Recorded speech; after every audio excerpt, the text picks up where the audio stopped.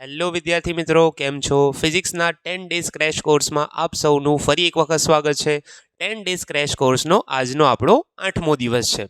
આગળના 7 વિડીયો લેક્ચરમાં આપણે ટોટલ 46 એટલે કે 46 થિયરીઓ પૂરી કરેલી છે.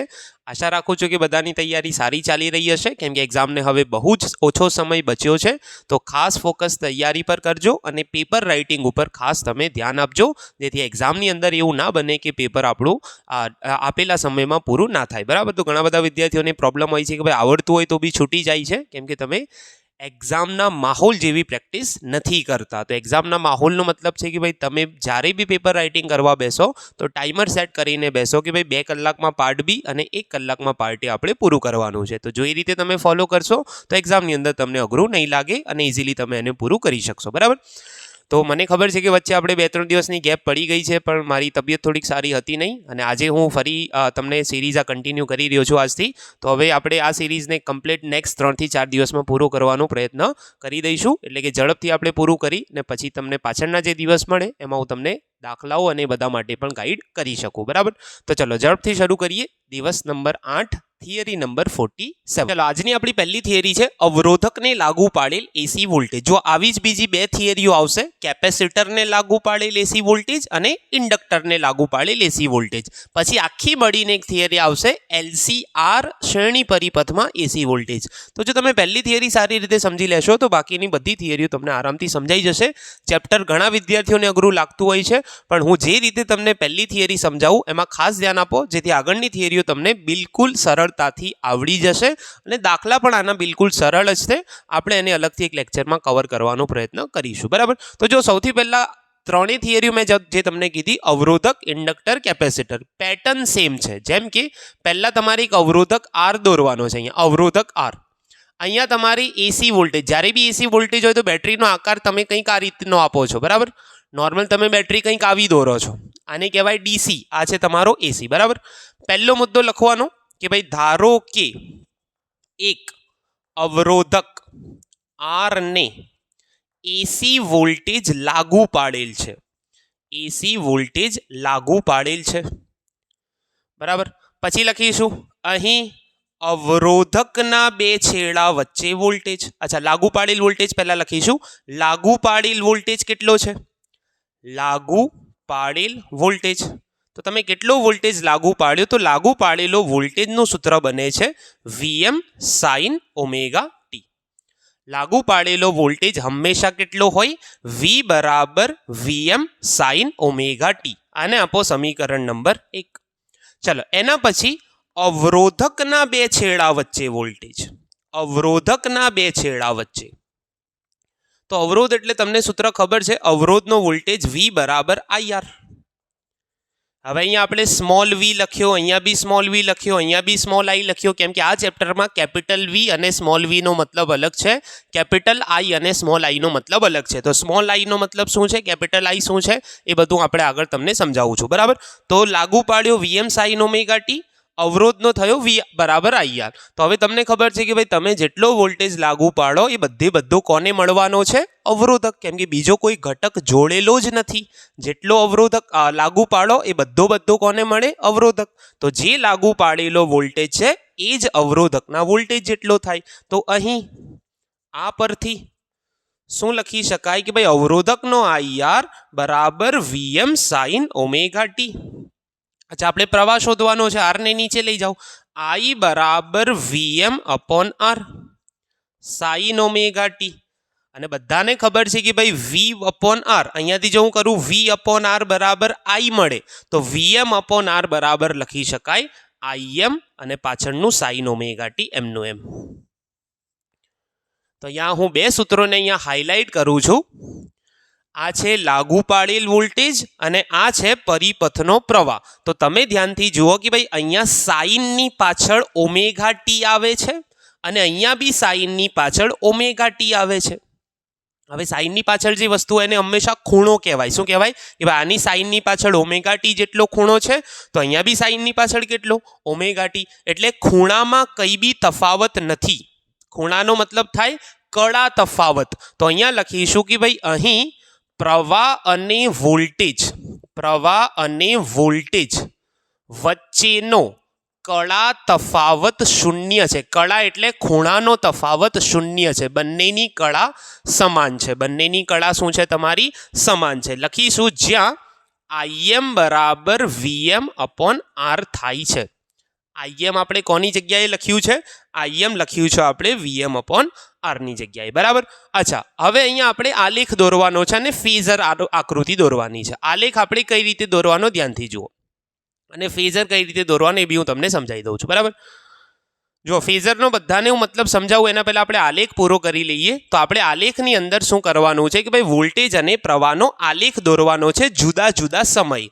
હવે વોલ્ટેજનો અને પ્રવાહનો બંને આલેખ સાઇન વિધેય અનુસાર બદલાય છે. સાઇન વિધેયનો મતલબ છે કે ભાઈ સાઇન જો તમે અહીંયા 0 મૂકો, સાઇન 0 ની કિંમત 0, એટલે કે વોલ્ટેજનો આલેખ તમારો આવો મળશે. હવે એક વસ્તુ હંમેશા યાદ રાખો, લાગુ પાડેલો વોલ્ટેજ બધામાં હંમેશા આ જ હશે. તો વોલ્ટેજનો આલેખ તમને આ જ મળે છે. જો એસીની લાક્ષણિકતા છે, એસીનો મતલબ ઉલટ સુલટ જેને કહીએ, ઉપરની દિશામાં જાય નીચે જાય, ઉપર જાય નીચે જાય, ઉપર જાય નીચે જાય, આને કહેવાય એસી વોલ્ટેજ. પ્રવાહ તમને એસી પ્રવાહ મળે છે, આ બી સાઇન વિધેય અનુસાર બદલાય. આ વોલ્ટેજ છે તો આ વોલ્ટેજનું મહત્તમ મૂલ્ય +VM, અને અહીંયા કેટલું? -VM. હવે આપણે એમ કીધું કે ભાઈ બંનેની પાછળ ખૂણો સરખો છે, પણ IM નું મૂલ્ય VM કરતાં ઓછું થશે, કેમ કે IM બરાબર VM ભાગ્યા R છે. તો એનો મતલબ ખૂણો સરખાનો મતલબ છે. જો હું તમને એક વસ્તુ સમજાવું કે ભાઈ કોઈ બી તમે જ્યારે એક તરંગ આમ પૂરું કરો ને તો આ 360નો ખૂણો કહેવાય, આ 0નો ખૂણો, અહીંયા પહોંચે તો આ 90નો ખૂણો કહેવાય, અહીંયા 180નો કહેવાય, અહીંયા પહોંચે તો 270, અને એક ચક્ર પૂરું કરે તો 360. એટલે કે બંને સરખા સમયે જ ચાલુ કરે છે, કેમ કે બંનેમાં પાછળ ઓમેગા ટી છે. જો આની પાછળ સાઇન 90 આવે તો આની પાછળ બી કેટલા આવે? 90. અહીંયા 180 આવે તો અહીંયા બી 180. એટલે કે બંને સરખા સમયે મહત્તમ, સરખા સમયે શૂન્ય. એટલે કે આલેખ દોરવાનો કઈ રીતે? ધ્યાનથી જુઓ. આલેખ તમારે દોરવાનો છે કંઈક આ રીતે. એટલે કે બંને સરખી જગ્યાએ જ મહત્તમ બને છે, સરખા સમયે જ બંને મહત્તમ બન્યા, સરખા સમયે જ શૂન્ય બન્યા, સરખા સમયે જ ફરી મહત્તમ બન્યા, અને સરખા સમયે જ ફરી શું બની ગયા? શૂન્ય. પણ પ્રવાહનું મહત્તમ મૂલ્ય જે છે તમારું આ વાળું, આને શું કહીશું આપણે? +IM, અને નીચેવાળાને શું કહીશું આપણે? -IM.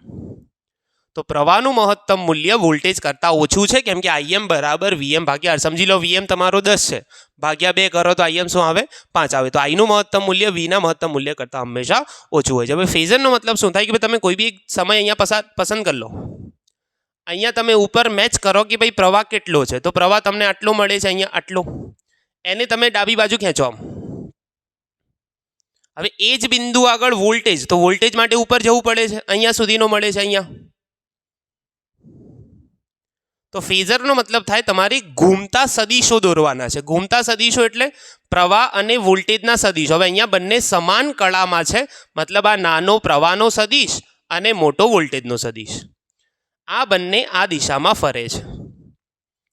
કહેવાનો મતલબ કે ભાઈ જ્યારે તમે પ્રવાહ અને વોલ્ટેજના મૂલ્યોને ચેક કરો તો બંને સરખા સમયે આ સરખો ખૂણો આંતરે છે. સરખો ખૂણો આંતરવાનો મતલબ મેં તમને કીધું કે ભાઈ અહીંયા આગળ જ બંને મહત્તમ બન્યા, એટલે કે બંનેનો 90નો ખૂણો થયો, અહીંયા જ બંને 0 પર આવ્યા તો 180, અહીંયા જ બંને ફરી નીચે તરફ મહત્તમ બન્યા તો 270, અને અહીંયા જ બંને એક ચક્ર પૂરું કર્યું તો બંનેનો ખૂણો સરખો, એટલે કે બે સદિશો આમ ફરે તો તમે ગમે તેટલું ફેરવશો બંને સાથે જ ફરવાના છે, બંને સાથે જ 90 પર જશે, સાથે જ 180, સાથે જ 270, સાથે જ 360. તો આને કહેવાય ફેઝર આલેખ અને આને કહેવાય આલેખ. આલેખ અને ફેઝર આલેખ તમારે દોરવાના. તો જો સિમ્પલ, લાગુ પાડેલ વોલ્ટેજ, અવરોધકનો વોલ્ટેજ, પ્રવાહ માટે બંનેના વોલ્ટેજને સરખાઈ દો તો પ્રવાહ મળશે. પછી તમારે લખવાનું કે ભાઈ શું બંને વચ્ચેના ખૂણાનો કોઈ તફાવત છે, તો તફાવત નથી, તો કળા તફાવત શૂન્ય, જ્યાં IM બરાબર VM અપોન R. પછી આ રીતે આલેખ દોરવાનો અને આ રીતે શું દોરવાનો? ફેઝર દોરવાનો. હવે શું કરીશું? સરેરાશ પ્રવાહ અને તત્કાલીન પ્રવાહ. હવે આપણે કાઢીશું તત્કાલીન પ્રવાહ. હવે પ્રવાહનું સૂત્ર છે P બરાબર IV, કોઈ પણ ટી સમયનો તત્કાલીન પ્રવાહ. અચ્છા, P બરાબર IV, હું V નું સૂત્ર પહેલા આગળ લખું છું, VM sin omega T, I નું IM sin ઓમેગા ટી. હવે ગમે તે આગળ પાછળ લખો, કંઈ ફરક નહીં પડે, તો હવે આગળ પાછળ ગમે તે લખો. ચાલો હું પ્રવાહનું જ આગળ લખું છું, કોઈ વાંધો નથી. IM sin ઓમેગા ટી અને વોલ્ટેજનું કેટલું? VM sin omega T. તો આ શું થઈ જશે? IM VM sin omega T, sin omega T શું થઈ જાય? sin square omega T. તો ટી સમયે પાવર તમને મળ્યો, પ્રવાહ ક્યાં લખ્યું મેં? પાવર.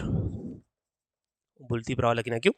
તો તમારે તત્કાલીન પાવર શોધવાનો છે. P બરાબર IV Im sin omega T Vm sin omega T. Im Vm ગુણાકારમાં sin ઓમેગા ટી તો શું થાય? sin square omega T. તો આ થઈ ગયું તત્કાલીન પાવર. હવે આપણે કાઢીશું એક ચક્ર દરમિયાન સરેરાશ પાવર. હવે આ ધ્યાનથી સમજજો. એક ચક્ર દરમિયાન સરેરાશ પાવર. તો જો સરેરાશ પાવર કાઢવાનું એક સૂત્ર છે કે ભાઈ P સરેરાશ બરાબર 1/T સંકલન તત્કાલીન પાવરનું સંકલન કરો. એક ચક્ર દરમિયાન એટલે સમયની લિમિટ મૂકીશું 0 થી કેપિટલ T.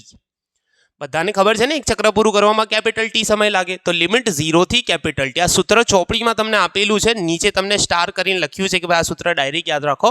સરેરાશનો મતલબ તત્કાલીનનું સમયની સાથે સંકલન કરો, આગળ લગાડો 0 થી T. એક ચક્ર માટે 0 થી કેપિટલ T ની લિમિટ. હવે શું કરીએ? તો સરેરાશનું જે સૂત્ર છે, સરેરાશનું સૂત્ર શું છે?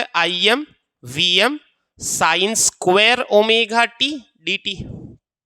અચ્છા, Im Vm અચળ છે, બહાર કાઢી લો. Im Vm અચળનો મતલબ શું છે કે ભાઈ આ Vm આ વખત અહીંયા મળ્યો તો તમે ગમે તેટલા ચક્ર પૂરા કરશો, Vm હંમેશા એટલો ને એટલો જ મળશે. વોલ્ટેજનું મહત્તમ મૂલ્ય દર વખત સરખું મળે, પ્રવાહનું મહત્તમ મૂલ્ય બી દર વખત સરખું મળે. હા, I અને V બદલાશે. કોઈ પણ T સમયનો વોલ્ટેજ, T સમયનો પ્રવાહ અલગ અલગ મળે, પણ એનું મહત્તમ મૂલ્ય હંમેશા અચળ હોય. Im Vm upon T. અચ્છા, સંકલન કરવાનું છે કોનું? sin square omega t dt. હવે સાઇનનું સંકલન માઇનસ કોસ થાય, પણ સાઇન સ્ક્વેરનું સંકલન ડાયરેક્ટ ના કરી શકાય. તમારે શું કરવું પડશે? એને ફેરવવું પડશે. ત્રિકોણમિતિના સૂત્ર 1 - cos 2 ઓમેગા ટી બાય 2. સૂત્ર અહીંયા કયું લગાડ્યું? Sine square theta is equal to 1 - cos 2 theta divide by 2. થીટાને તમે ઓમેગા ટી સમજો. સાઇન સ્ક્વેર ઓમેગા ટી બરાબર 1 - cos 2 omega t divide by 2. અચ્છા, હવે આની અંદરથી આ બેને બહાર કાઢી લો. Im Vm upon 2T. સંકલન હજુ બાકી છે. કોનું સંકલન? 1 - cos 2 ઓમેગા ટી dt. ફરી સિમ્પલ છે, સાઇન સ્ક્વેરનું ના કરી શકાય તો એને ફેરવ્યો 1 - cos 2 omega t divide by 2. 2 ને બહાર કાઢી લીધા. 1 - cos 2 ઓમેગા ટીનું ડીટીની સાથે સંકલન. હવે 1નું બી સંકલન કરવાનું છે ડીટી સાથે અને cos 2 ઓમેગા ટી. તો બંનેને છૂટા પાડી દો આ રીતે. સંકલન 0 થી T 1 dt માઇનસ સંકલન 0 થી T cos 2 omega t dt. એટલે કે 1નું બી કરવાનું છે cos 2 ઓમેગા ટી. અને અહીંયા હું તમને એક વસ્તુ જણાવી દઉં કે ભાઈ sine theta, sine 2 theta, cos 2 theta એમનું એક ચક્ર દરમિયાન સરેરાશ એટલે કે એનું સંકલન શૂન્ય થાય. એટલે કે આ પદનું સંકલન તમારું શૂન્ય થશે. હવે એની સાબિતી તમારે આપવાની જરૂર નથી. આપવી હોય તો આપી શકાય છે. 2-4 સ્ટેપ છે ખાલી. કોસનું તમે શું કરો? કોસનું તમે એક ચક્ર દરમિયાન કોસનું તમે શું કરી દો કે ભાઈ કોસનું સંકલન સાઇન કરી દો, પછી 2 ઓમેગા ટીનો જે 2 ઓમેગા છે તેને તમે શું કરો? ભાગાકારમાં લઈ જાઓ. એ બધું તમે કરી શકો છો, પણ ડાયરેક્ટ તમે યાદ રાખજો કે ભાઈ સંકલન cos 2 ઓમેગા ટી એક ચક્ર દરમિયાન શૂન્ય થાય. તો ડીટી 1 ડીટીનું બચ્યું, ખાલી 1 ડીટીનું બચ્યું. તો 1 ડીટીનું સંકલન થઈ જશે ટી. આ ટી અને ટી કેન્સલ. તો સરેરાશ પાવર તમને મળ્યો Im Vm ડિવાઈડ બાય 2. એક ચક્ર દરમિયાન સરેરાશ પાવર તમને મળે છે Im Vm ડિવાઈડ બાય 2. અચ્છા, હવે આ સૂત્રને જો તમારે RMSમાં ફેરવવું હોય તો ફેરવી શકાય, પણ થિયરીમાં તમે અહીંયા સુધી લખશો તો પૂરતું છે. RMS પૂછ્યું હોય તો અલગથી લખી શકાય. 4 માર્ક્સની અંદર આ થિયરી પૂછી શકાય. અવરોધકને લાગુ પાડેલો એસી વોલ્ટેજ. તો જો દરેકમાં સ્ટેપ સેમ જ આવશે. પહેલાં આકૃતિ હું પૂછી નાખું છું, આ સમજાવવા માટે દોર્યું છે. આકૃતિ, લાગુ પાડેલ વોલ્ટેજ, પછી જે બી ઘટક હોય એના બે છેડા વચ્ચે વોલ્ટેજ, પછી એના પરથી પ્રવાહ કાઢવાનો, પછી જોવાનું કે ભાઈ કળા તફાવત છે કે નહીં, આલેખ દોરવાનો, ફેઝર દોરવાનો, તત્કાલીન પાવર અને એક ચક્ર દરમિયાન સરેરાશ પાવર. તો આટલી વસ્તુ જો તમે લખો તો એક્ઝામમાં પૂરા માર્ક્સ તમને મળશે. ચલો, એના પછીની આપણી થિયરી છે ઇન્ડક્ટરને લાગુ પાડેલ એસી વોલ્ટેજ. ઇન્ડક્ટર એટલે જે તમારો સોલેનોઇડ હતો ને, જેની અંદર ચુંબકીય ઉર્જા સંગ્રહ પામતી હતી, એને કહેવાય ઇન્ડક્ટર. તો આપણી જોડે એક ઇન્ડક્ટર છે. ઇન્ડક્ટરની સંજ્ઞા છે L. અહીંયા તમારે એસી વોલ્ટેજ લાગુ પાડવાનો છે. આ એસી અહીંયા લખી દઈશું આપણે એસી, બરાબર. હવે લખીશું કે સિમ્પલ એકદમ સેમ પેટર્ન છે, ખાલી તમે પહેલી થિયરીની પેટર્ન સમજી ગયા હશો તો આ થિયરી આપોઆપ આવડશે. લખીશું, ધારો કે એક ઇન્ડક્ટર L ને એસી વોલ્ટેજ લાગુ પાડેલ છે. એસી વોલ્ટેજ લાગુ પાડેલ છે. પછી લખીશું અહીંયા લાગુ પાડેલ વોલ્ટેજ V બરાબર VM સાઇન ઓમેગા ટી.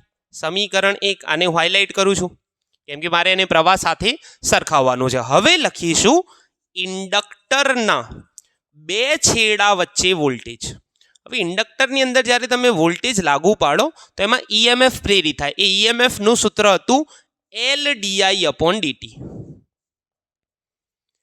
હતું ને, આપણે એને વોલ્ટેજ લખીશું LdI/dt. બે છેડા વચ્ચે ખરેખર માઇનસ હતો પણ એ પ્રેરિત EMF ની દિશા દર્શાવતું હતું.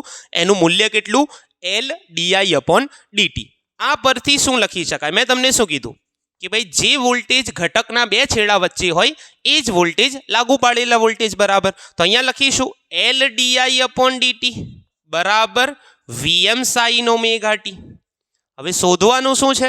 પ્રવાહ. તો બાકી બધું સામે લઈ જાઓ, dt ગુણાકારમાં લઈ જાઓ અને L ને ભાગાકારમાં. તો DI બરાબર VM છેદમાં L ભાગાકારમાં સાઇન ઓમેગા ટી dt. હવે અહીંયા આપણને DI મળે છે. ગઈ વખત ડાયરેક્ટ આપણી પાસે અહીંયા IR હતો, R ને નીચે લઈ ગયા તો I બરાબર VM/R સાઇન ઓમેગા ટી અને VM/R બરાબર IM લખ્યો હતો. અહીંયા DI બરાબર VM/L sign omega t dt છે. આ બાજુ DI છે. તો હવે શું કરીશું કે ભાઈ બંને બાજુ સંકલન કરવું પડશે. કુલ પ્રવાહ મેળવવા માટે બંને બાજુ સંકલન. તો આ બાજુ થઈ જાય સંકલન DI, આ બાજુ થઈ જાય સંકલન VM/L sign omega t dt. Clear છે? કુલ શોધવા માટે DI નું સંકલન, સામે પેલાનું બી સંકલન. તો DI નો થઈ જાય I, VM/L અચળ છે. મેં તમને કીધું ને મહત્તમ મૂલ્ય વોલ્ટેજનું બી અચળ હોય, પ્રવાહનું બી અચળ હોય. સંકલન સાઇન ઓમેગા ટી dt. હવે સિમ્પલ નિયમ છે કે ભાઈ સાઇનનું સંકલન માઇનસ કોસ થાય, પણ એના પહેલા આ જે ઓમેગા છે તમારો એને અહીંયા એક વખત ભાગાકારમાં લખવાનો. VM/L સાઇનનું સંકલન થઈ જાય minus cos omega T. Clear છે? હવે આ પદને હું કોસમાં, હવે આ જવાબ મારો એક રીતે થઈ ગયો, પણ મારે વોલ્ટેજનું સૂત્ર સાઇનના પદમાં છે તો આને બી સાઇનના પદમાં ફેરવવું છે. તો બધાને ખબર છે કોસ થીટા બરાબર સાઇન 90 માઇનસ થીટા બી થાય, સાઇન 90 પ્લસ થીટા બી થાય. જો અહીંયા લખું છું, અહીંયા સાઈડમાં લખું છું કે ભાઈ જે કોસ થીટા છે એ સાઇન 90 માઇનસ થીટા બી થાય અને સાઇન 90 પ્લસ થીટા બી થાય. થીટાને તમે ઓમેગા ટી સમજો, કોસ થીટાને હું ઓમેગા ટી લખ્યું છે. ઓમેગા ટી એક પ્રકારનો ખૂણો થીટા છે, બરોબર. પણ મારી જોડે જો માઇનસ કોસ થીટા હોય તો સાઇન 90 માઇનસ થીટા શું થઈ જાય? તો એ થઈ જાય થીટા માઇનસ 90 અને સાઇન 90 પ્લસ થીટા શું થઈ જાય? Minus 90 minus theta. એટલે કે જો મારે માઇનસ કોસ શોધવો હોય તો આ સંજ્ઞાઓ બંનેની ઉલટાઈ જાય ને થીટા માઇનસ 90 થઈ જાય અને આ થઈ જાય માઇનસ 90 માઇનસ થીટા. તો હું બંનેમાંથી કયું વાપરીશ? તો હું એવું વાપરીશ જેની અંદર થીટા તમારો પ્લસ હોય. તો હું એ સમીકરણ વાપરીશ કે ભાઈ કોસ થીટા બરાબર sine 90 minus theta. Cos theta શું થાય? સાઇન 90 માઇનસ થીટા, પણ માઇનસ કોસ થીટા છે તો એ થઈ જાય સાઇન થીટા માઇનસ 90. થીટા એટલે ઓમેગા ટી અને 90 એટલે π/2. હવે અહીંયા જે L ઓમેગા છે એને હું લખીશ XL. એ શું છે એના વિશે આપણે આગળ લખવાનું છે. અને આ જે VM/XL છે એને હું લખી દઈશ IM. શું લખી દઈશ એને? IM. તો આ સમીકરણ પર હું લખીશ કે ભાઈ અહીં XL = L ઓમેગા બરાબર ઇન્ડક્ટિવ રિએક્ટન્સ છે. શું છે? Inductive reactance. XL = L omega, જેની જગ્યાએ આપણે XL લખ્યો એ તમારો L ઓમેગા બરાબર છે XL. એને શું કહેવાય? Inductive reactance. અને IM બરાબર VM/XL બરાબર VM/L ઓમેગા. પેલામાં તો IM બરાબર સીધું VM/R, અહીંયા R નથી, અહીંયા L ઓમેગા છે. તો L ઓમેગા એક પ્રકારનો ઇન્ડક્ટરનો અવરોધ છે, તમે એમ કહી શકો. ઇન્ડક્ટિવ રિએક્ટન્સનો મતલબ તમે એવું કાઢી શકો ઇન્ડક્ટરનો અવરોધ. અને VM/R હતું એ રીતે VM/XL, તો એને બી શું કહી શકાય? IM કહી શકાય. હવે ધ્યાનથી જુઓ, વોલ્ટેજના સૂત્રમાં સાઇનની પાછળ છે ઓમેગા ટી, એટલે કે કંઈક ખૂણો છે. પ્રવાહની અંદર છે ઓમેગા ટી માઇનસ π/2, એટલે કે જે વખત અહીંયા ઓમેગા ટી છે એ વખત અહીંયા ઓમેગા ટી -π/2. તો અહીંયા પ્રવાહના સૂત્રનો ખૂણો π/2 એટલે 90 ડિગ્રી જેટલો પાછળ છે. પ્રવાહનું સૂત્ર -π/2 એટલે 90 ડિગ્રી જેટલું પાછળ છે. તો અહીં લખીશું કે ભાઈ અહીં પ્રવાહ વોલ્ટેજ કરતા કળામાં π/2 જેટલો પાછળ છે. જો એક્ઝામની અંદર પ્રશ્ન પૂછાય કે ભાઈ ઇન્ડક્ટરમાં પ્રવાહ શું, તો પ્રવાહ વોલ્ટેજ કરતા કળામાં π/2 જેટલો પાછળ છે. અથવા ઉલટું પૂછાય વોલ્ટેજ શું છે, તો વોલ્ટેજ લખી શકાય π/2 જેટલો આગળ છે. પ્રવાહ પાછળ છે અને વોલ્ટેજ આગળ છે. હવે આનો શું દોરીશું, તો મેં કીધું તું એમ આલેખ દોરીશું. હવે ધ્યાનથી સમજીશું, આનો આલેખ થોડોક અલગ આવશે અને બાજુમાં એનો ફેઝર દોરીશું. ફેઝર એટલે સદીશો, ઘૂમતા સદીશો, બરાબર. હવે જોઈ લો, મેં તમને કીધું કે ભાઈ વોલ્ટેજ તો છે Vm sin ઓમેગા ટી અને સાઇનનો ગ્રાફ તમારો હંમેશા આમ જ બને. અહીંયા છે તમારું +Vm અને અહીંયા છે તમારું -Vm. હવે પ્રવાહ તમારો π/2 જેટલો પાછળ છે. જ્યારે બી એક મૂલ્ય બીજા કરતાં π/2 પાછળ હોય તો એને નીચેથી ચાલુ કરો અને આગળ હોય તો ઉપરથી ચાલુ કરો. અહીંયા પ્રવાહ પાછળ છે તો એને હું નીચેથી ચાલુ કરીશ. એટલે કે મારું આ મૂલ્ય અહીંયા -Im છે અને ઉપર ક્યાં સુધી લઈ જઈશ, +Im. હવે પાછળનો મતલબ જ્યારે આ 0 છે તો એની પાછળ છે. જ્યારે આ અહીંયા પહોંચી ગયો મહત્તમ પર, જ્યારે વોલ્ટેજ તમારો ક્યાં પહોંચી ગયો, અહીંયા ઉપર, તો એ સમયે તમારો પ્રવાહ અહીંયા પહોંચ્યો હશે. એટલે કે લાઈનો આમ મેચ કરવાની છે. પછી જ્યારે આ અહીંયા આવી ગયો ત્યારે તમારો પ્રવાહ અહીંયા પહોંચ્યો હશે. જ્યારે આ 0 જતો રહ્યો ત્યારે અહીંયા, અને ફરી જ્યારે આ 0 થયો ત્યારે. તો કહેવાનો મતલબ શું છે, જો દોરી દઉં આખો એટલે તમને ખ્યાલ આવશે.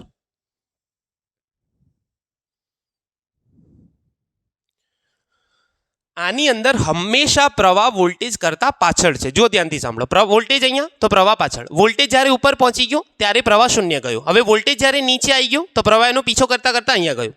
હવે પ્રવાહ એનો પીછો કરે છે, પ્રવાહ અહીંયા પહોંચી ગયો પણ એટલામાં વોલ્ટેજ આગળ નીકળી ગયો છે અને પ્રવાહ એનો પીછો કરતા કરતા નીચે આવ્યો તો વોલ્ટેજ એટલામાં ઉપર પહોંચી ગયો. એટલે કે હંમેશા પ્રવાહ વોલ્ટેજ કરતા π/2 જેટલો પાછળ જ રહેશે. કોઈ બી જગ્યાએ તમે કરો એ પાછળ જ રહેવાનું છે, બરાબર.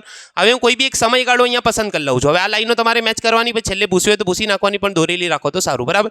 કોઈ બી એક બિંદુ અહીંયા પસંદ કરું, એ જગ્યાએ હું પ્રવાહમાં પહોંચા. આને હું લખી દઈશ +Im છે, આમ તો મેં અહીંયા લખ્યું છે, અને આને હું શું લખી દઈશ, -Im છે. અને પ્રવાહનો આલેખ હંમેશા ઉપર નીચે બંનેથી નાનો રાખવાનો વોલ્ટેજ કરતા, બરાબર. કોઈ બી એક બિંદુ પસંદ કરો, અહીંયા ઉપર જોડો. આ તમારો પ્રવાહ સાથે અહીંયા મેચ થયું તો એના પ્રવાહનો જે ફેઝર છે એ આટલી લંબાઈનો હશે. અને વોલ્ટેજ સાથે એ જ બિંદુ મેચ કરો તો ઉપર ક્યાં સુધી જાય છે, અહીંયા સુધી. તો વોલ્ટેજનો ફેઝર મોટી હાઈટનો છે. હવે કઈ બાજુ દોરવાના, તો ગઈ વખત આપણે બંને પહેલા ચરણમાં દોર્યા હતા. અહીંયા પ્રવાહ તમારો પાછળ છે. પાછળનો મતલબ વોલ્ટેજને હું અહીંયા આગળ ડ્રો કરીશ. V કયો છે, ઇન્ડક્ટર L, અને પ્રવાહને હું પાછળ ડ્રો કરીશ. બંને વચ્ચે કેટલો ફરક છે, તો 90. phi બરાબર કેટલો, -π/2, અને આ બંને આમ ફરે છે. હવે આમ ફરવાનો મતલબ કે ભાઈ આ બે સદીશો વચ્ચે 90 નો ડિફરન્સ છે. 90 નો ડિફરન્સ એટલે શું, સમજી લો આ વોલ્ટેજ છે, આ પ્રવાહ છે. આ વોલ્ટેજ પહેલેથી જ આગળ છે આમ, તો તમે એને ગમે તેટલું ફેરવશો પ્રવાહ હંમેશા એનાથી પાછળ જ રહેશે. જો આને હું 90 ફેરવી દઉં તો આ બી જોડે જોડે 90 ફરી જશે. તો જે બંને વચ્ચેનો ફરક હતો એ 90 નો જ રહેશે. બંને વચ્ચેનો કળા તફાવત 90 નો મેન્ટેન રહેશે. અને આની લંબાઈ નાની રાખવાની પ્રવાહની, વોલ્ટેજની લંબાઈ મોટી રાખવાની. કેમ કે ફેઝરમાં આપણે એવું કીધું કે ભાઈ મહત્તમ મૂલ્યો અને બધું બંનેનું શું હોય છે, અલગ અલગ. હવે શું કરીશું, તત્કાલીન પાવર, તત્કાલીન કાઢીને પછી સરેરાશ કાઢીશું. P તત્કાલીન તો સૂત્ર થાય IV. અચ્છા, V નું હું અહીંયા પહેલા લખીશ Vm sin ઓમેગા ટી, અને I નું હું લખીશ Im. અચ્છા, I નું સૂત્ર છે Im sin ઓમેગા ટી -π/2. હવે આપણે sin ઓમેગા ટી -π/2 કોની જગ્યાએ લખ્યું છે, તો એ લખ્યું છે -cos ઓમેગા ટી ની જગ્યાએ. તો આને ફરી -cos ઓમેગા ટી કરી દઉં છું સૂત્ર નાનું કરવા માટે. સૂત્ર આપણે લાયા સાઇન વાળું, કેમ કે આપણે એને કમ્પેર કરવું હતું કે ભાઈ પ્રવાહ અને વોલ્ટેજના સૂત્રમાં સાઇન લાયા કે ખબર પડે કેટલો કળા તફાવત છે. સૂત્ર પાવરમાં મેં ફરી sin ઓમેગા ટી -π/2 ની જગ્યાએ લખ્યું -cos ઓમેગા ટી. તો આ સૂત્ર બને છે તમારું Im Vm sin omega t cos omega t, અને પાછળ શું આવે, આગળ શું આવે છે તમારું માઇનસ. અચ્છા, હવે આ છે sin theta cos theta. sin theta cos થીટાનું શું થાય છે, તો આની અંદર આપણે એક ત્રિકોણમિતિનું સમીકરણ લખી શકીએ Im Vm sin 2 θ / 2. સાઇન 2 થીટાનું સૂત્ર થાય છે 2 સાઇન થીટા કોસ થીટા. તો સાઇન થીટા કોસ થીટા શું થાય? સાઇન 2 થીટા ડિવાઈડ બાય 2 અને થીટાની જગ્યાએ હું લખી દઈશ ઓમેગા ટી. આ થઈ ગયો તમારો તત્કાલીન પાવર.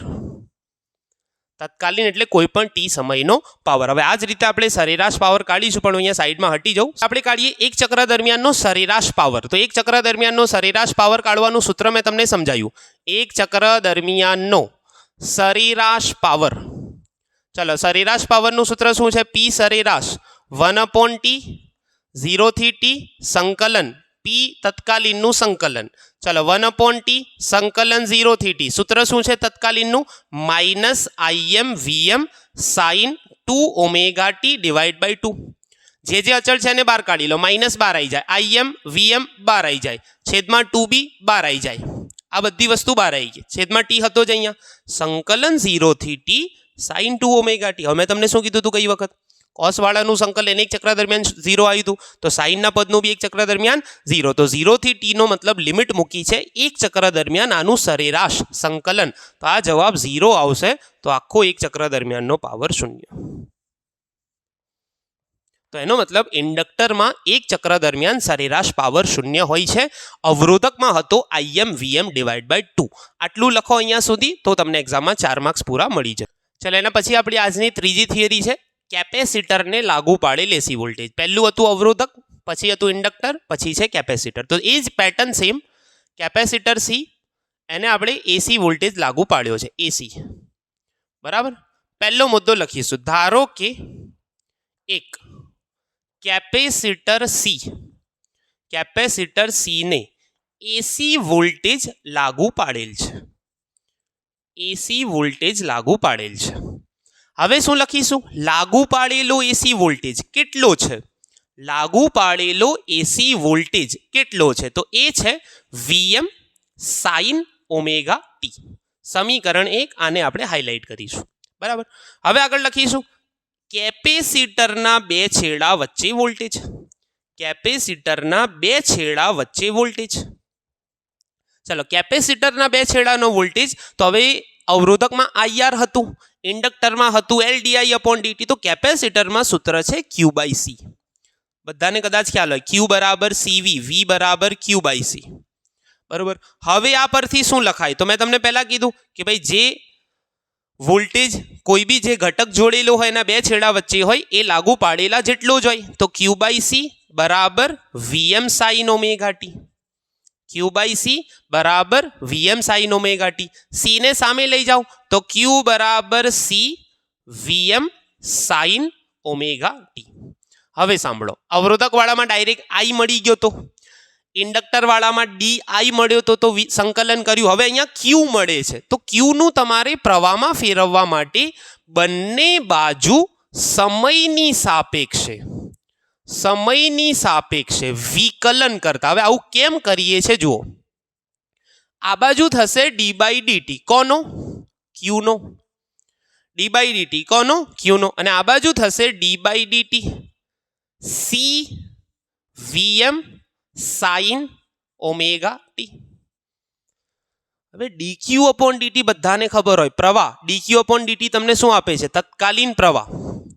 અહીંયા વિકલન કરો તો C અચળ, Vm અચળ, sin ઓમેગા ટી d/dt કોનું કરવાનું છે? ખાલી sin ઓમેગા ટી. હવે મેં તમને ગઈ વખત કીધું પણ કે જ્યારે સંકલન કરો તો એક ઓમેગાને નીચે ભાગાકારમાં લાવવાનો. એ જ રીતે જ્યારે તમે વિકલન કરો તો એક વધારાનો ઓમેગા તમારે અહીંયા ગુણાકારમાં લાવવાનો. યાદ રાખો, વિકલનમાં ગુણાકારમાં લાવવાનો, સંકલનમાં ભાગાકાર. તો સિમ્પલ યાદ રાખો, જ્યારે તમે d/dt કરો છો ને, વિકલનમાં ભાગાકાર કરો છો ને d/dt, તો ઓમેગાને ગુણાકારમાં લેવાનો. સંકલનમાં ગુણ્યા dt કરો છો તો ઓમેગાને ભાગાકારમાં લેવાનો. તો આ ઓમેગાને બહાર કાઢ લો. ઓમેગા સી, આ છે Vm. સાઇનનું વિકલન થઈ જાય cos ઓમેગા ટી. સાઇનનું વિકલન cos. હવે મેં તમને કીધું ગઈ વખત આપણી પાસે અહીંયા માઇનસ કોસ હતો, તો આપણે સૂત્ર વાપર્યું હતું cos થીટા બરાબર sin 90 માઇનસ થીટા. પછી માઇનસ હતો તો એને કર્યું હતું થીટા માઇનસ 90. થીટા એટલે ઓમેગા ટી માઇનસ 90 એટલે π/2. અહીંયા પ્લસ કોસ થીટા છે, તો હું આને શું કરીશ? sin 90 plus theta. 90 એટલે π/2, થીટા એટલે ઓમેગા ટી, એટલે કે sin 90 પ્લસ થીટા. એને હું લખી શકીશ થીટા પ્લસ 90. હવે એક્ઝામની અંદર જો તમારે એટલું બધું મગજ દોડાવવાની જરૂર નથી. ઇન્ડક્ટર આવે તો sine omega t minus pi by two. ઇન્ડક્ટરમાં પ્રવાહ પાછળ હોય છે એટલું યાદ રાખો તો ડાયરેક્ટ લખાઈ જાય omega t minus pi by two. કેપેસિટરમાં પ્રવાહ આગળ હોય છે યાદ રાખો તો અહીંયા ડાયરેક્ટ શું લખવાનું પ્લસ પાઈ બાય ટુ. કારણ મેં તમને આપ્યું કે ભાઈ કોસ થીટા બરાબર સાઇન 90 પ્લસ થીટા અથવા થીટા પ્લસ 90.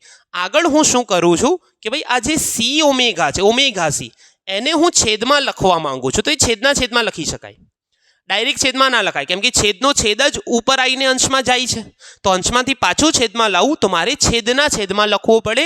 તો આ જે છેદનો છેદ છે એટલે કે આ જે નીચેવાળું પદ છે એ લખાય એક્સ સી. ગઈ વખત શું લખ્યું હતું આપણે એક્સએલ લખ્યું હતું, અહીંયા લખ્યું એક્સ સી. એનો મતલબ સમજીએ છીએ પણ આ જે આગળવાળું પદ છે એ તમારું બને છે Im sine omega t plus pi by two. જ્યાં XC બરાબર XC કોની જગ્યાએ લખ્યો 1/c ઓમેગા બરાબર કેપેસિટિવ રિએક્ટન્સ. શું છે બરાબર કેપેસિટિવ રિએક્ટન્સ. XC બરાબર 1/c ઓમેગા કેપેસિટિવ રિએક્ટન્સ અને IM બરાબર VM અપોન XC બરાબર VM અપોન 1/c ઓમેગા બરાબર અથવા તો આપણે આમ લખી શકીએ C omega VM. C omega અથવા ઓમેગા સી બંનેનો મતલબ સેમ છે. ઓમેગા સી લખો અથવા સી ઓમેગા લખો બંને સેમ જ છે બરાબર. તો આટલું તમારે યાદ રાખવાનું. XC બરાબર 1/c omega capacitive reactance, IM બરાબર VM અપોન XC. XCની જગ્યાએ લખી શકાય 1/c ઓમેગા એટલે કે આને હું છેદ આમ પાડું અને જે છેદનો છેદ છે એ તમારો આમ લખી શકાય બરાબર. અને અંશમાં ફરી લાવી દો તો ઓમેગા સી વીએમ અથવા સી ઓમેગા વીએમ. હવે આપણે દોરીશું આલેખ અને ફેઝર. હવે ધ્યાનથી સાંભળો મેં તમને શું શીખવાડ્યું. અવરોધકમાં લાગુ પાડેલ એસી વોલ્ટેજ બંને સમાન કળામાં હતા. અહીંયા કળા તફાવત. અચ્છા એક મુદ્દો આપણે લખવાનો રહી ગયો. અહીંયા એક મુદ્દો લખીશું પછી આલેખ પેટર્નમાં આપણે ફોલો કરીશું. પેટર્નમાં શું લખ્યું હતું કે ભાઈ આ થઈ જાય પછી જણાવવાનું કે ભાઈ પ્રવાહ આગળ છે કે પાછળ. તો જુઓ અહીંયા ઓમેગા ટીનો ખૂણો છે અને અહીંયા એ જ સમયે omega t plus pi by two એટલે પ્રવાહમાં ખૂણો પાઈ બાય ટુ જેટલો વધારે છે. તો અહીંયા લખીશું કે ભાઈ અહીં પ્રવાહ એ વોલ્ટેજ કરતા કળામાં પાઈ બાય ટુ જેટલો આગળ છે. પ્રવાહ શું છે કળામાં વોલ્ટેજ કરતા પાઈ બાય ટુ જેટલો આગળ છે. હવે આલેખ દોરીએ અને ફેઝર દોરીએ.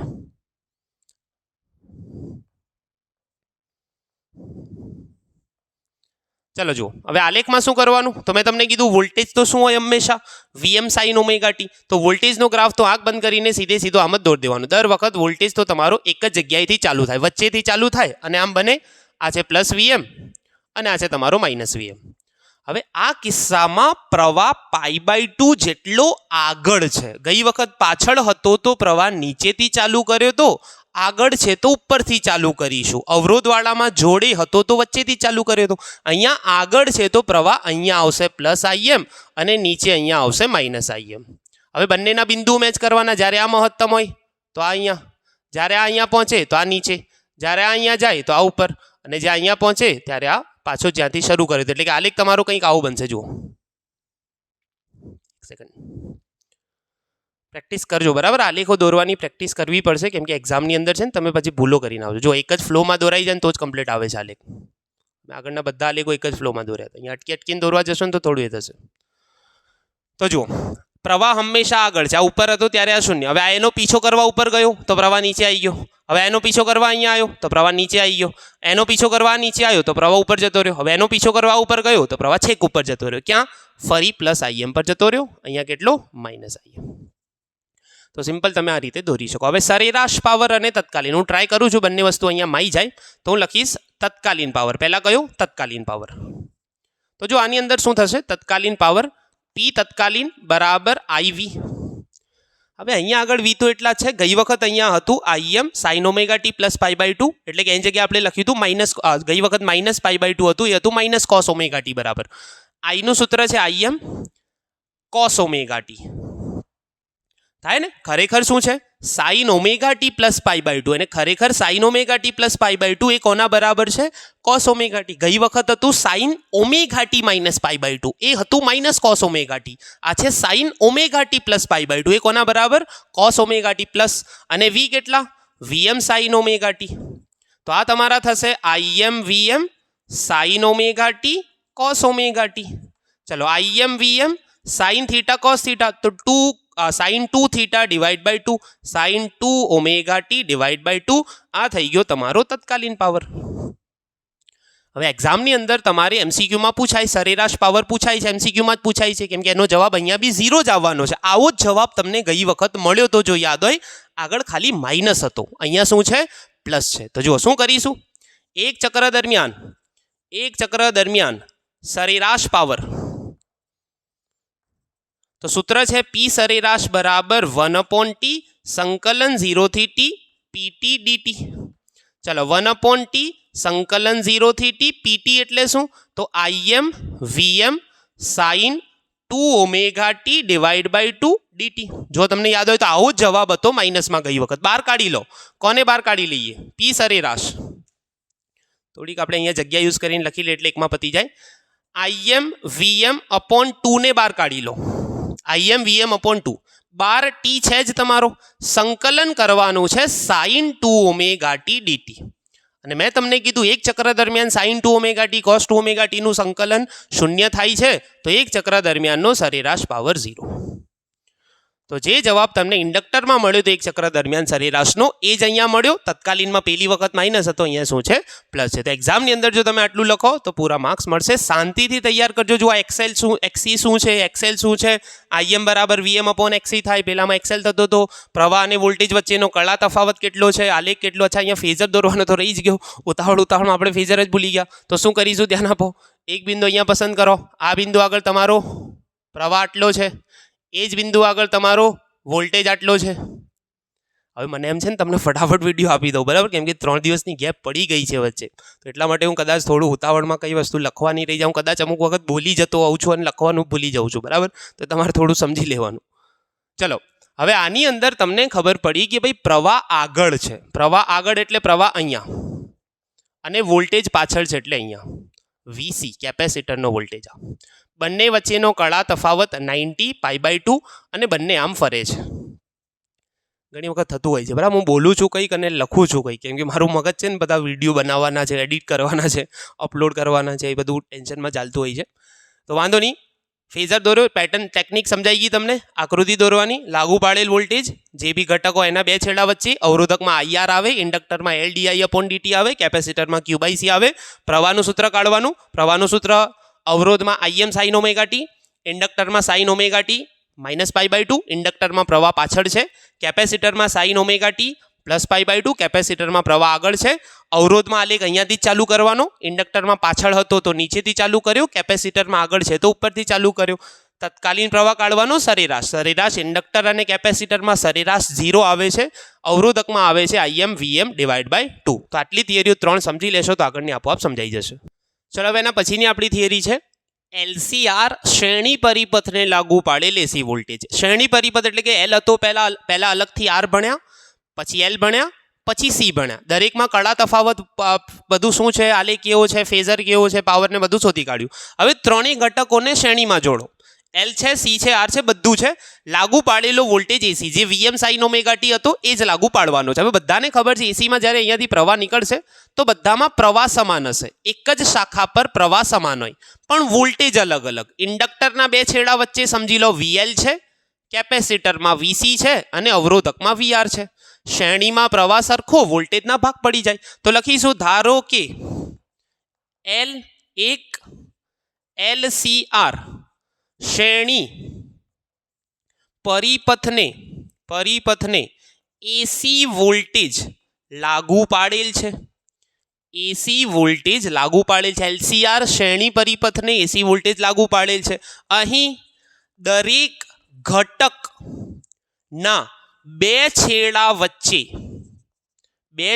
વચ્ચેનો વોલ્ટેજ જુદો જુદો હોય,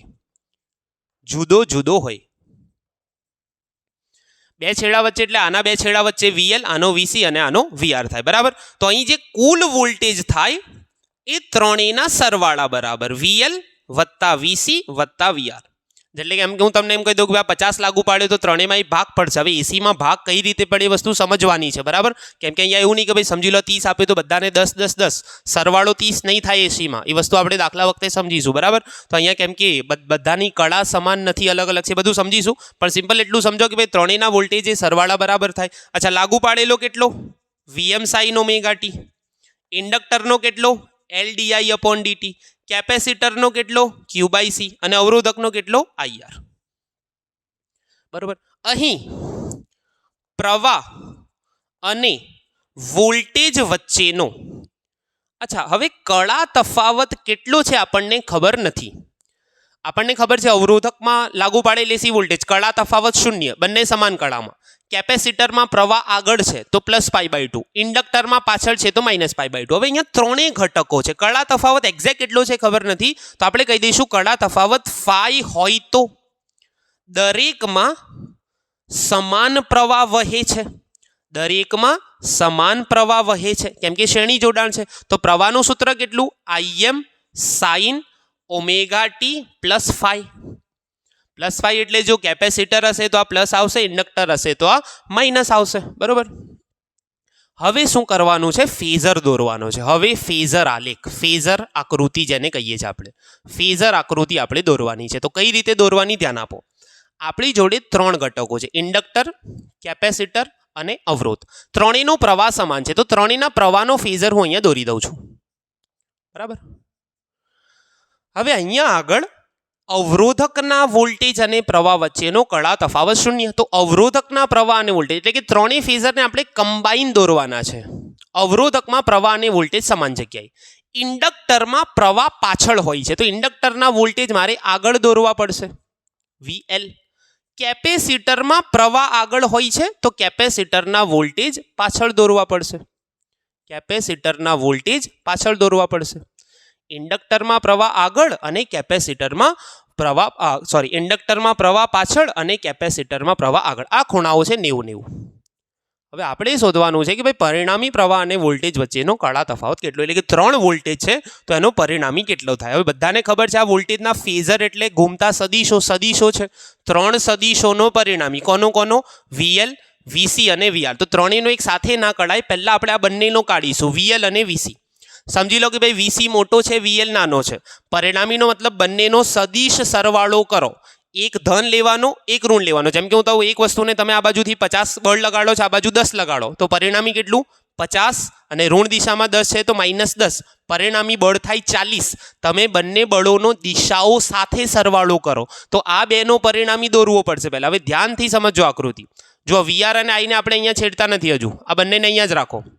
VL અને VC નો પરિણામી સદિશ તમારો અહીંયા મળશે. આ સદિશનું નામ છે VL સદિશ વત્તા VC સદિશ અથવા VC સદિશ વત્તા VL સદિશ. હવે તમે કહેશો ઋણ દિશામાં છે તો બાદબાકી કેમ ના કરી? સદિશ સરવાળો કર્યો પણ આ જે લંબાઈ છે એ તમારી મળે VC માઇનસ VL. એનું મૂલ્ય કેટલું? VC minus VL. સદિશોનો સરવાળો કર્યો કહેવાય મૂલ્ય VC માઇનસ VL. હવે 3 હતા તો 2 થઈ ગયા. આ બંનેનો પરિણામી VC સદિશ પ્લસ VL અને એક છે VR. તો આ બેનો પરિણામી દોરવા માટે તમારે સમાંતર બાજુ ચતુષ્કોણની રીત વાપરવી પડશે. 11માં આવતી હતી ને ત્રિકોણની રીત અને સમાંતર બાજુ. VR અને VC પ્લસ VL એનો પરિણામી તમારો જે કુલ V આવશે એ અહીંયા, એટલે કે જે છેલ્લો વોલ્ટેજ આવ્યો, બધાનો પરિણામી જે છેલ્લો આવ્યો એ પ્રવાહ કરતા પાછળ છે. કેટલો? φ જેટલો. આપણે કીધું ને કે ભાઈ પ્રવાહ φ જેટલો આગળ છે વોલ્ટેજ કરતા, તો છેલ્લો વોલ્ટેજ પ્રવાહ કરતા φ જેટલો પાછળ, અથવા પ્રવાહ જે છે છેલ્લા વોલ્ટેજ કરતા φ જેટલો આગળ. તો હવે આ જે લંબાઈ VC માઇનસ VL છે તો આ લંબાઈ બી કેટલી મળે? VC minus VL. તો હવે હું શું કરું છું ધ્યાનથી સાંભળો. જો ખબર પડી આ બેનો પરિણામી આ દોર્યો. હવે આ અને VR નો પરિણામી સમાંતર બાજુ ચતુષ્કોણનો જે વિકર્ણ મળે એ પરિણામી V સદિશ, પ્રવાહ એના કરતા φ જેટલો આગળ છે. હવે આ જે ત્રિકોણ જોવાય છે તમને એને હું ફરી દોરીશ. જે તમને પાતળો સરખો ત્રિકોણ જોવાય છે એને હું દોરીશ. આ φ છે. અચ્છા 90નો ખૂણો છે, બરાબર, સમાંતર બાજુ ચતુષ્કોણ. φની સામેની બાજુની લંબાઈ VC માઇનસ VL. અચ્છા, કાટખૂણો જે છે એની સામેની બાજુ કર્ણ, કાટખૂણાની સામેનો કર્ણ પરિણામી V છે. કર્ણ તમારો કેટલો છે? પરિણામી V. અને ત્રીજી જે બાજુ બચી તમારી આ બાજુ તમારી છે VR. સિમ્પલ ફેઝર આકૃતિ ત્રણેયની કમ્બાઈન દોરવાની. અવરોધકનો વોલ્ટેજ અને પ્રવાહ સમાન કળામાં, કેપેસિટરમાં વોલ્ટેજ પાછળ, પ્રવાહ આગળ, ઇન્ડક્ટરમાં વોલ્ટેજ આગળ, પ્રવાહ પાછળ. પછી આ બેનો પરિણામી વીસી સદીશ પ્લસ વીએલ સદીશ, મૂલ્ય છે વીસી માઇનસ વીએલ. પછી વીઆર અને વીસી પ્લસ વીએલનો પરિણામી વી તમને સમાંતર બાજુ ચતુષ્કોણનો વિકર્ણ. હવે શું કરીશું કે ભાઈ હવે આ ત્રિકોણમાં જુઓ થિયરી બિલકુલ સિમ્પલ છે. પાયથાગોરસ પ્રમેય લગાડતા. પાયથાગોરસ લગાડો. તો પાયથાગોરસ સૂત્ર બધાને ખબર છે. પાયથાગોરસ સૂત્ર બધાને ખબર છે કે ભાઈ કર્ણનો વર્ગ વી સ્ક્વેર બરાબર બે બાજુઓના વર્ગોનો સરવાળો VR square plus VC minus VL square. હવે આ જે વોલ્ટેજ છે એને હું મહત્તમના સ્વરૂપમાં બી લખી શકું. મહત્તમનો સ્વરૂપનો મતલબ શું છે? વી એમ સ્ક્વેર બરાબર V R m square plus V C m minus V L એમનો સ્ક્વેર. એટલે કે ભાઈ બધાના વોલ્ટેજ માટેનો આલેખ હતો. એટલે કે આજે બધાના આરએમએસ કહેવાય. આજે વોલ્ટેજ છે તમે સિમ્પલ સમજી લો કે બધાના વોલ્ટેજ માટેનો હતો. એમાં બધાને હું મહત્તમ કરી દઉં તો કોઈ ફરક પડશે નહીં. એટલે કે જે પાયથાગોરસ સૂત્ર છે આ ત્રિકોણ પર લાગુ પાડ્યું તો બધાના વોલ્ટેજ છે વી વી વી, એને હું મહત્તમ માટે લખું તો પણ લાગુ પડી શકાય છે અહીં. હવે વીઆરએમ તમને ખબર છે આઈએમ બરાબર વીએમ અપોન આર હતું. હવે આ કોનો મહત્તમ વોલ્ટેજ હતો? અવરોધકનો. તો વીએમ બરાબર આઈએમ ઇન્ટુ આર લખાય. તો વીએમ આર અથવા વી આર એમ એ લખાય Im into R. V L m અને વીસીએમ અહીંયા છે આઈએમ આર તો અહીંયા થાય આઈએમ એક્સએલ અને અહીંયા શું થાય? વી બરાબર આઈઆર થાય છે ને, તો વી અવરોધક માટે આઈઆર થાય, ઇન્ડક્ટર માટે એક્સએલ થાય, કે વીસી બરાબર એક્સી થાય અને મૂલ્યો તમારે મહત્તમ લેવાના છે. તો પ્રવાહના બી મહત્તમ લીધા, વોલ્ટેજના બી મહત્તમ લીધા. સિમ્પલ. આ મૂલ્યો મૂકતા આ પરથી શું લખી શકાય બોલો?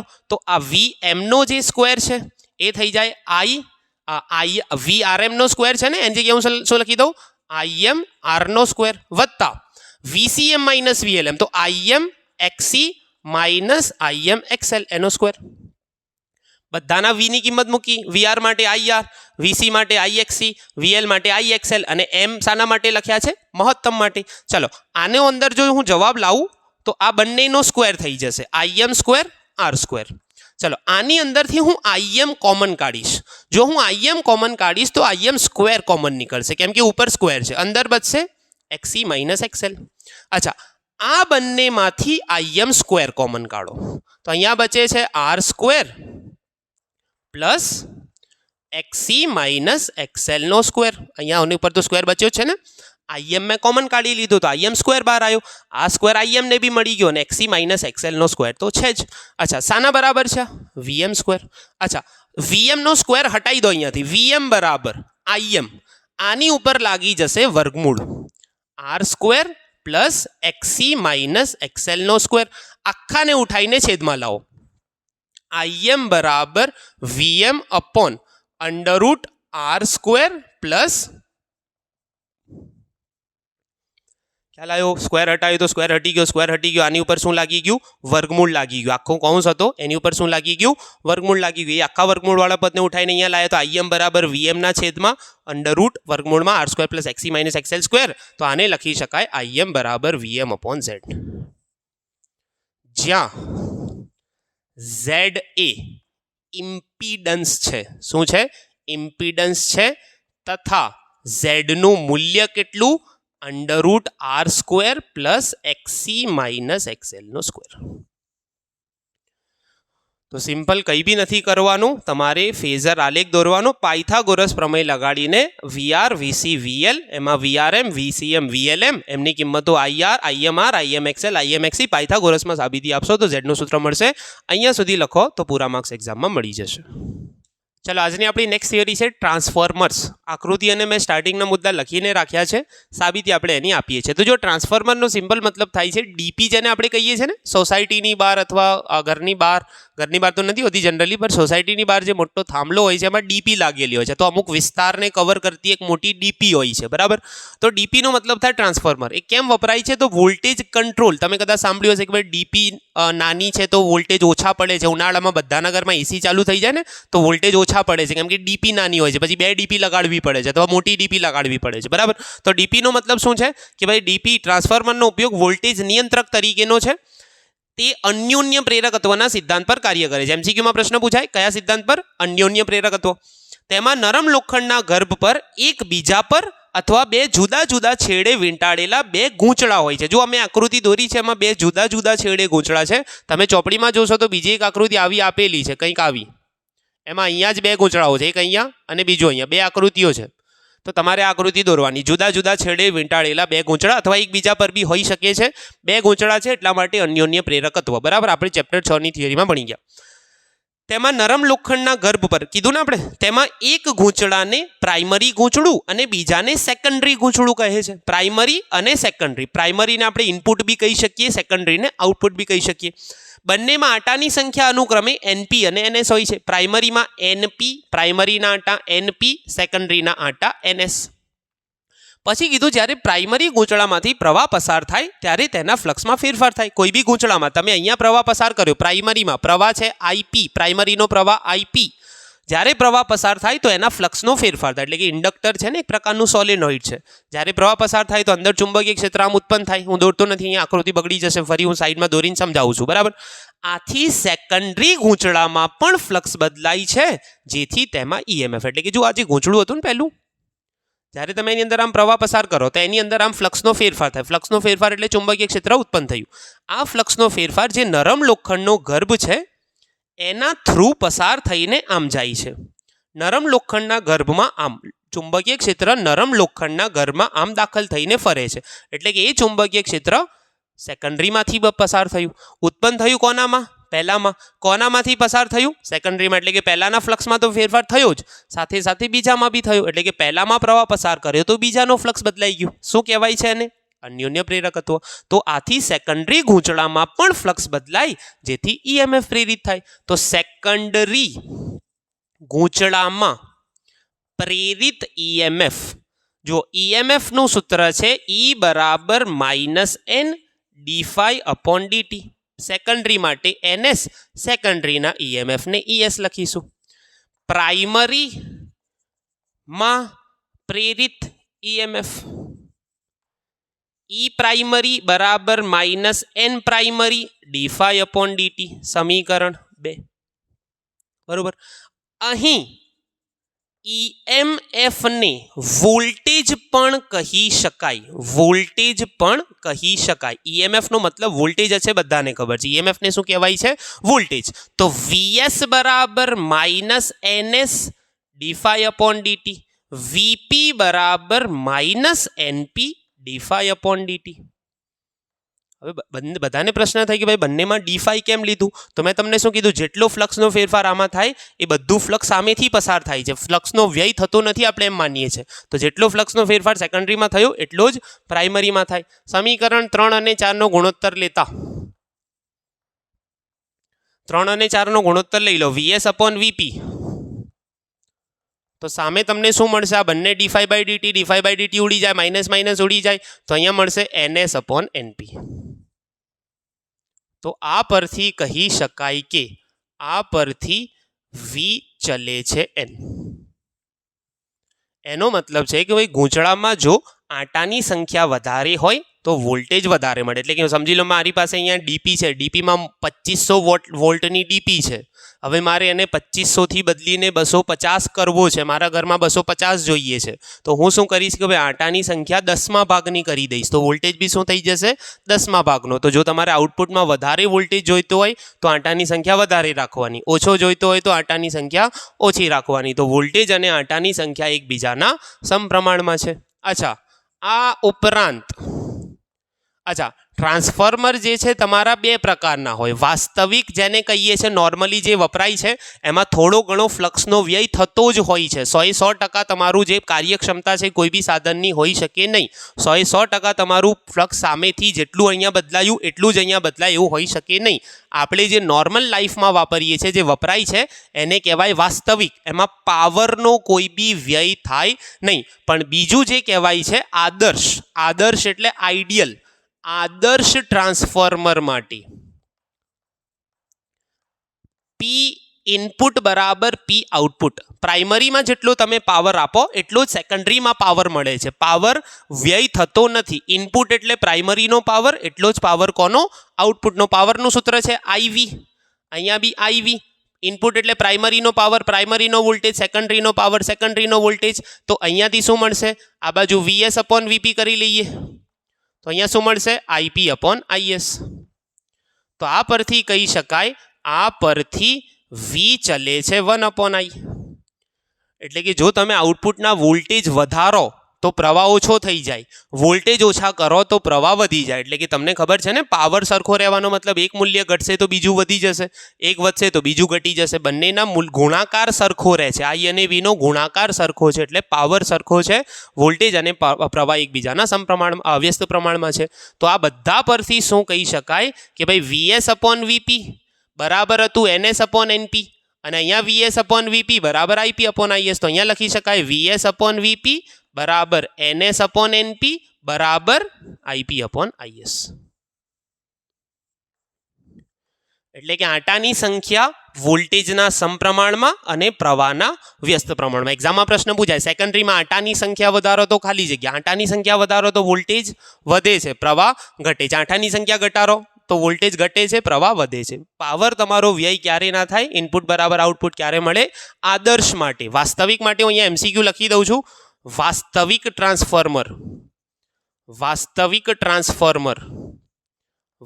ટ્રાન્સફોર્મરમાં P ઇનપુટ હંમેશા વધારે હોય, આઉટપુટ પાવર હંમેશા ઓછો હોય. તો અહીંયા સુધી તમે એક્ઝામમાં થિયરી લખશો. અચ્છા, હજુ 2 મુદ્દા બાકી છે તો અહીંયા સાઈડમાં હું હટી જાઉં છું.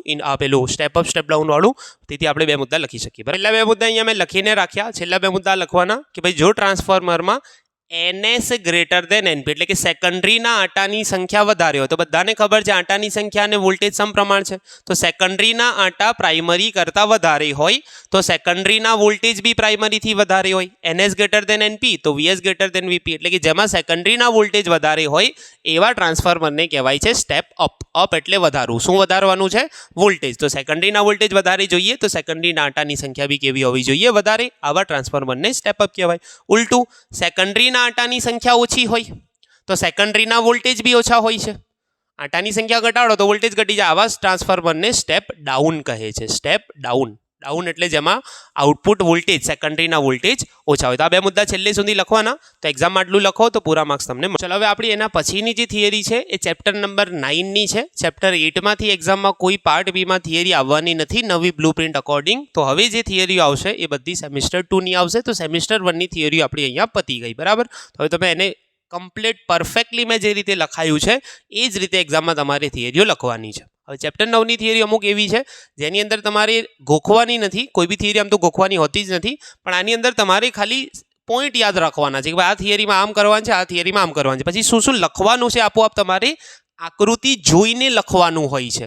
ચેપ્ટર 9ની થિયરીઓ આકૃતિ જોઈને તમને સાબિત કરવાની છે, યાદ નથી રાખવાનું. તો જો ધ્યાન આપો. પ્રશ્ન છે ગોળીય વક્ર સપાટી વડે વક્રીભાવન. ગોળીય વક્ર સપાટી એટલે તમારી જોડે એક નક્કર ગોળો છે, એમાંથી આટલી સપાટી તમે કાપી લો. આટલી સપાટી કાપી લો તો આ જે સપાટી બને છે એને કહેવાય ગોળીય. એટલે કે અહીંયા બધે ગ્લાસ છે, અહીંયા બધે કાચ છે, ખાલી નથી. બરાબર. આ કોઈ અરીસો નથી, આ બધે કાચ છે. એટલે કે આનો કંઈક વક્રી ભવનાંક હશે N2, આ કંઈક વક્રી ભવનાંક છે N1. તો જો તમારે બેઝિક વસ્તુ થોડીક વાંચવી પડશે આની અંદર. આગળના જે તમારા શું કહેવાય કે ભાઈ વક્રીભાવન એટલે શું, પરાવર્તન એટલે શું, સ્નેલનો નિયમ, થોડું ઘણું એકાદ સૂત્ર તમે વાંચી લેજો. મોટી થિયરીઓ આપણે બધી અહીંયા કવર કરી લઈશું. બરાબર. હા, અને જે તમારા પેપર સોલ્યુશન આપણે જ્યારે કરીશું આ સિરીઝ પતાયા પછી, તો એની અંદર આપણે જે નાના પ્રશ્નો છે એને બી ઇન્ક્લુડ કરી લઈશું. તો મોટાભાગના પ્રશ્નો આપણા અહીંયા આ સિરીઝમાંથી જ આવવાના છે એક્ઝામની અંદર. પણ જે થોડા ઘણા 2-2 માર્ક્સના પ્રશ્નો છે, મેં તમને કીધું હતું કે ભાઈ એમની સંખ્યા વધારે છે, તો જો આપણે બધા 2 માર્ક્સના કવર કરવા જઈશું તો પછી પ્રશ્નો આપણા 150 પ્રશ્નો થઈ જશે. બરાબર. તો મેઇન વસ્તુ છે કે ભાઈ મેઇન કન્સેપ્ટ જે મોસ્ટ ઇમ્પોર્ટન્ટ પૂછાવાની જ શક્યતા છે એ આપણે અહીંયા કરીએ છીએ. કેમ કે જો ચેપ્ટર 9માંથી હવે તમને ખબર છે 4 માર્ક્સનો પ્રશ્ન આવવાનો છે. ગઈ વખત દાખલો આવ્યો તો આ વખત કદાચ થિયરી આવી શકે છે. તો થિયરીમાંથી કદાચ પૂછાઈ જાય તો તમારે કઈ રીતે લખવાની, કઈ થિયરીઓ છે એ બધી થિયરી આપણે અહીંયા કોર્સમાં, આ ક્રેશ કોર્સમાં કવર કરી રહ્યા છીએ. બરાબર. દાખલા તો તમારે કરવાના છે. હું તમને જેવું મને ટાઈમ મળશે એવા મેઇન ચેપ્ટરના દાખલા કરાવી દઈશ. મેઇન આપણે આના પછી પેપર સોલ્યુશન પર ફોકસ કરીશું. પ્રીવિયસ યરના જે 4 4 વર્ષના પેપર છે ને 23, 22, 21 અને 20 બરાબર. તો જુઓ ગોળીય વક્ર સપાટી મેં તમને ફરી આપણે ટોપિક પર આવીએ, થોડુંક વાત કહેવાની હતી મારે તમને. તો ગોળીય વક્ર સપાટી એટલે અહીંયા બધે કાચ છે, અહીંયા હવાનું માધ્યમ અથવા બીજું કોઈ માધ્યમ હોઈ શકે. આ વક્ર સપાટી છે તો એની કંઈક ત્રિજ્યા હશે, સેન્ટરને આપણે કહીએ R અને કહીએ આપણે P. હવે તમે કહેશો આ સેન્ટર ક્યાંથી આવ્યું? તો મેં તમને કીધું ને કે ભાઈ ગોળો છે એનું કંઈક સેન્ટર હોય, એમાંથી તમે આટલી સપાટી કાપી લીધી છે, આટલો ભાગ કાપી લીધો છે, તો આ તમારી ગોળીય સપાટી દેખાય છે તમને બરાબર. હવે શું કીધું કે ભાઈ ધારો કે ગોળીય સપાટી કે જેની ગોળીય વક્ર સપાટી કે જેની ત્રિજ્યા R છે તેનાથી U જેટલા વસ્તુ અંતરે O પર એક વસ્તુ મૂકેલી છે. અહીંયા O બિંદુ પર એક વસ્તુ મૂકેલી છે, વસ્તુ અંતર તમારું U જેટલું છે. હવે શું કીધું? આ વસ્તુનું પ્રતિબિંબ I પર મળે છે. હવે પ્રતિબિંબ મળશે કેવી રીતે? તો પ્રતિબિંબ મળવા માટે ઓછામાં ઓછા 2 કિરણો ભેગા થવા જોઈએ. એમનું શું થવું જોઈએ? કાં તો ભેગા થવા જોઈએ, જેને આપણે શું કહીએ છીએ કે ભાઈ ખરેખર ભેગા મળે તો વાસ્તવિક, જો તમે એને પાછળ લંબાવતા હોય તો આભાસી પ્રતિબિંબ મળે છે. તો અહીંયા શું થાય કે ભાઈ જે કિરણ આમ સીધું ગયું છે એ તો આમ સીધું જ નીકળી જશે. બીજું એક કિરણ સમજી લો વસ્તુમાંથી અહીંયા આપાત થયું, સમજી લો M બિંદુ પર આપાત થયું. હવે આપણે પહેલાં આપાત કોણ નક્કી કરવો પડશે? તો જુઓ કેન્દ્રમાંથી, તમને ખબર છે ને ગોળા માટે કેન્દ્રમાંથી પસાર થતી રેખા એ સપાટીને દોરેલો લંબ આપે. તો આરમાંથી પસાર થતી રેખા દોરીએ સપાટીનો લંબ કહેવાય. તો લંબ સાથે આપાત કિરણે બનાવેલો ખૂણો આપાત કોણ. હવે આ કિરણ જવું જોઈતું હતું સીધું, પણ ગોળીય સપાટી ઘટ્ટ માધ્યમમાં દાખલ થાય છે તો લંબ તરફ જવું જોઈતું હતું સીધું, પણ આમ વાંકું વળીને પ્રતિબિંબ તમને અહીંયા આપશે. અહીંયા લંબ સાથે બીજી બાજુ બનાવેલો ખૂણો R કહેવાય. અને અહીંયા 2 કિરણો ભેગા થઈ ગયા આ અને આ, તો અહીંયા પ્રતિબિંબ મળી ગયું I. આ પ્રતિબિંબ અંતરને આપણે V લઈ લઈએ. પ્રતિબિંબ અંતરને શું લઈ લઈએ? V. વક્રતા ત્રિજ્યાને આપણે લઈ લઈએ કેપિટલ R. અચ્છા, આ બિંદુને આપણે R નથી કહેતા, સેન્ટર કહીએ છીએ ને, ત્રિજ્યાને R કહીએ છીએ, સેન્ટર ઓફ કર્વેચર, વક્રતા કેન્દ્ર ત્રિજ્યાને આપણે કહીએ છીએ R બરાબર. તો એ રીતે તમે યાદ રાખજો. અને આ જે શું કહેવાય કે ભાઈ આ માધ્યમ છે એનો વક્રીભાવનાંક N2 છે. તો લખ્યું કે ભાઈ ગોળીય વક્ર સપાટીનો વક્રીભાવનાંક N2 છે તથા માધ્યમનો વક્રીભાવનાંક N1 છે. હવે આપણે શું કરીએ કે ભાઈ અહીંયાથી એક લંબ દોરી દઈએ N. લંબનો મતલબ આ ખૂણો 90, આ ખૂણો 90. અહીં મુખ્ય અક્ષ પર, મુખ્ય અક્ષ એટલે કે જે આ વચ્ચેવાળી લાઈન છે એ મુખ્ય અક્ષ પર એક લંબ MN દોરેલ છે. હવે આપણે કંઈ બી નથી કરવાનું, ધ્યાનથી જુઓ. મેં તમને કીધું બધી થિયરીઓ આકૃતિ પરથી લખવાની છે. અહીં આકૃતિ પરથી આપણે 3 સૂત્રો લખવાના છે, tan θ1, tan θ2, tan θ3. હવે તમે કહેશો આ 3 ખૂણા છે કયા કયા? તો તમે આ 3 ખૂણાને નામ આપી દો. આને કહી દો θ1, આને કહી દો θ2, આને કહી દો θ3.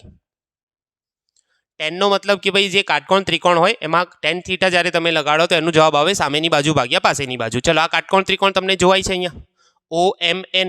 tan θ1 સામેની બાજુ MN, પાસેની બાજુ આ ON. tan θ1 શું થાય? MN/ON. ચલો tan θ2 કાટકોણ ત્રિકોણ કયો? MNC વાળો આ. tan θ2 સામેની બાજુ AN, પાસેની બાજુ CN, MN/CN. ચલો tan θ3 આ કાટકોણ ત્રિકોણ હવે MNI ત્રિકોણ આખો. θ3 ની સામેની બાજુ MN, પાસેની બાજુ I થી લઈને N, MN/IN. સિમ્પલ સમીકરણ 3, 2, 1. સિમ્પલ મેં તમને કીધું આ બધું તમારે યાદ નથી રાખવાનું. હવે તમે એક્ઝામમાં શું યાદ રાખવાનું? આ થિયરી તૈયાર કરો કે ભાઈ 3 સૂત્રો ટેનના લખવાના છે. હવે શું કરવાનું? હવે ખૂણો નાનો હોય, ખૂણાઓ નાના હોય તો બધાને ખબર હોવી જોઈએ કે ભાઈ tan θ ને લગભગ θ લઈ શકાય. જો sin θ માં sin ને અવગણી શકાય, tan θ માં tan ને અવગણી શકાય. ક્યારે? જ્યારે ખૂણાઓ નાના હોય. અને cos θ માટે જો ખૂણો નાનો હોય તો જવાબ 1 લેવામાં આવે છે. જેમ કે તમને ખબર છે cos 0 ની કિંમત 1 છે. હું તમને એમ કહી દઉં cos 1 ડિગ્રી, તો એ બી લગભગ 1 જ લઈ શકાય. તો cosના નાના મૂલ્યને 1 લેવામાં આવે છે, sin અને tan ના નાના મૂલ્યને લગભગ θ જેટલો લેવામાં આવે છે. તો આ ત્રણેય સૂત્રમાં tan હટાવો, 3 સૂત્રો ફરી લખવાના. θ1 બરાબર, θ2 બરાબર, θ3 બરાબર મેં કીધું એ રીતે MN/ON, MN/CN અને આ થઈ જાય MN/IN. સમીકરણ 4, 5, 6. 3 સૂત્રો tan વાળા, 3 સૂત્રો θ વાળા. હવે શું કરવાનું છે ધ્યાન આપો. પહેલું સ્ટેપ તમારે યાદ રાખવાનું, 3 સૂત્રો tan વાળા, 3 સૂત્રો θ વાળા. હવે એક કન્સેપ્ટ આવે છે બહિષ્કોણ. બહિષ્કોણનો મતલબ શું થાય કે ભાઈ કોઈ બી ત્રિકોણ તમે આમ દોર્યો હોય એની કોઈ પણ બાજુને તમે આમ લંબાવો તો જે ત્રિકોણની સાથે બહારનો ખૂણો બનાવે એને કહેવાય બહિષ્કોણ. આનું મૂલ્ય આ બેના સરવાળા જેટલું થાય. આને કહેવાય અંતઃકોણો. અંતઃકોણો. મારી પાસે અહીંયા આકૃતિમાં કયા કયા બહિષ્કોણ છે તો જુઓ ધ્યાનથી. આ ત્રિકોણને હું હાઇલાઇટ કરું છું. આ લાઈન અહીંયા, પછી આ નીચેની લાઈન અને આ ત્રિકોણ. એની જે આ બાજુ છે બહારની તરફ આમ લંબાઈ રહી છે. જોવાય છે બધાને? એટલે કે કયો ત્રિકોણ છે? આકૃતિ પરથી ત્રિકોણ MOC માં ખૂણો I બહિષ્કોણ છે. I બહિષ્કોણ છે. તો કઈ રીતે? તો ત્રિકોણ અહીંયા દોરજો. તમારે એક્ઝામમાં આ ત્રિકોણ દોરવાની જરૂર નથી. MOC તમે જોઈ શકો છો. આ CM વાળી લાઈન આમ બહાર જઈ રહી છે. જો હવે ધ્યાનથી, CM વાળી જે લાઈન છે આમ બહાર જઈ રહી છે અને ત્રિકોણ સાથે બહારની બાજુ કેટલો ખૂણો બનાવે છે? I. બરોબર. અચ્છા, એ ખૂણાઓ આ બે અંતઃકોણોના સરવાળા બરાબર. અંતઃકોણો કયા કયા છે અહીંયા? θ1 અને θ2. તો I બરાબર લખી શકાય θ1 વત્તા θ2. આને આપો સમીકરણ નંબર 7. તે જ રીતે હજુ એક અંતઃકોણ છે. હું પહેલા લખી દઉં પછી તમને સમજાવું છું. MIC θ2 બહિષ્કોણ છે. θ2 બહિષ્કોણ છે. કયા ત્રિકોણની વાત છે તો જુઓ ધ્યાનથી. MIC. આ પાતળો જે તમને ત્રિકોણ જોવાય છે ને, આ પાતળો MIC, એની આ જે IC વાળી બાજુ છે એ બહારની બાજુ આમ લંબાયેલી છે. તો એ અહીંયા આગળ જે ત્રિકોણ સાથે બહારની બાજુ ખૂણો બનાવે θ2, એ θ2 તમારો અંતઃકોણ છે. કોના સરવાળા? બહિષ્કોણ છે, સોરી. કોના સરવાળા બરાબર? બે અંતઃકોણો θ3 અને R. θ3 અને R. અહીંયા તમારો આ બહિષ્કોણ છે θ2. કોના કોના બરાબર? θ3 અને R બરાબર. અંતઃકોણોનો સરવાળો. અહીંયાથી R ને કરતા બનાવી લો. θ2 માઇનસ θ3. ક્લિયર છે? હવે બસ સિમ્પલ I અને R લગાવી દીધા. તો અહીંયા આગળ સ્નેલનો નિયમ લગાડો. સ્નેલનો નિયમ n1 sin I n2 sin R. Simple. M આગળ સ્નેલનો નિયમ લગાડતા. ચલો સ્નેલનો નિયમ લગાડીએ. n1 sin I બરાબર n2 sin R. હવે તમે એક વસ્તુ જુઓ કે ભાઈ આ બધા સૂત્રોમાં આપણે tan અવગણ્યો, કેમ કે આપણે એમ કીધું ખૂણાઓ નાના છે. એટલે કે આખી આકૃતિ ખૂબ જ સૂક્ષ્મ દરે થઈ રહી છે. એટલે કે સૂક્ષ્મ નાના પાયા પર થઈ રહી છે. બધા ખૂણાઓ નાના છે. તો અહીંયા બી શું લખી શકાય? નાના ખૂણાઓ માટે સાઇનને બી અવગણી શકાય. Sine theta approximately theta. તો અહીંયા બી સાઇનને અવગણો. n1 I બરાબર n2 R. અચ્છા, I એટલે શું? તો આ કિંમત n1 I એટલે 1 + 2, n2 R એટલે 2 - 3. હવે શું કરીએ? બસ સિમ્પલ 1 2 3 ની કિંમતો છે ત્યાં મૂકીએ. n1 mn/on, mn/O2 કેટલા? θ2 કેટલા? Cn બરાબર n2 θ2 ફરી mn/Cn અને θ3 કેટલા? mn/In. હવે અહીંયા થોડોક સાઈડમાં હટી જાઉં છું. હવે ત્યાં સુધી જવાબ લાયા. હવે શું થઈ શકે? જુઓ કે ભાઈ આ બંનેમાંથી mn કોમન નીકળે, ઉડી જાય. પેલા બંનેમાંથી mn કોમન નીકળે, ઉડી જાય. એટલે કે સામે બંને મૂલ્યો ઉડી જશે. આ n1 ને બંને સાથે અંદર ગુણો તો પહેલું સ્ટેપ બનશે તમારું n1/On વત્તા n1/Cn. આ n1 બંનેના ગુણાકારમાં જાય. એ રીતે આ n2 બંનેના ગુણાકારમાં n2/Cn minus n2/In. n2/Cn minus n2/In. હવે મેઇન વસ્તુ છે કે ભાઈ આપણને ON, CN અને IN ના જવાબ નથી ખબર. હું તમને કહું ON તો ખબર નથી, પણ તમને O થી P સુધીનું અંતર ખબર છે U. CN ખબર નથી, પણ C થી P સુધીનું ખબર છે R. IN ખબર નથી, પણ I થી P સુધીનું અંતર ખબર છે V. તો અહીંયા શું લખી શકાય કે અહીં N અને P ખૂબ જ પાસ એટલે કે નજીક હોવાથી N અને P અંતરો એકદમ નજીક છે. એટલે કે N અને P પાસે છે. તો જે OP અંતર થાય એ જ ON થાય. તો જે બી N છે આ સૂત્રમાં એની જગ્યાએ P કરી નાખો. તો આ થઈ જાય n1/OP plus n1/CP, n2/CP minus n2/IP. હવે આ કિંમતો તમને ખબર છે. O થી P વસ્તુ અંતર ડાબી બાજુ છે તો -U.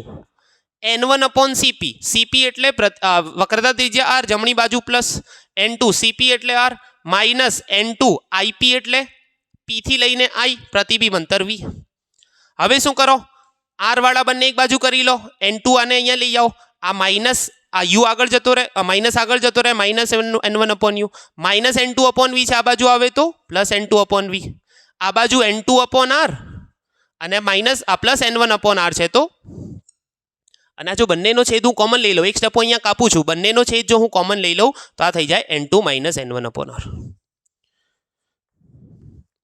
ફાઇનલ આન્સર તમારે યાદ રાખવાનો, ગોળીય વક્ર સપાટી વડે વક્રીભવન minus n1 upon u plus n2 upon v is equal to n2 minus n1 upon r. તો આ જવાબ તમે યાદ રાખો, કેમ કે આ જ સૂત્ર વાપરીને આપણે લેન્સનું સમીકરણ આગળ સાબિત કરીશું. તો અહીંયા સુધી થિયરી લખો તો પૂરા માર્ક્સ મળશે. મેં પહેલાં જે લખ્યું હતું એનો સ્ક્રીનશોટ અને બીજું આટલું તમારે એડ કરવાનું. આ થઈ ગઈ તમારી 4 માર્ક્સની આખી થિયરી.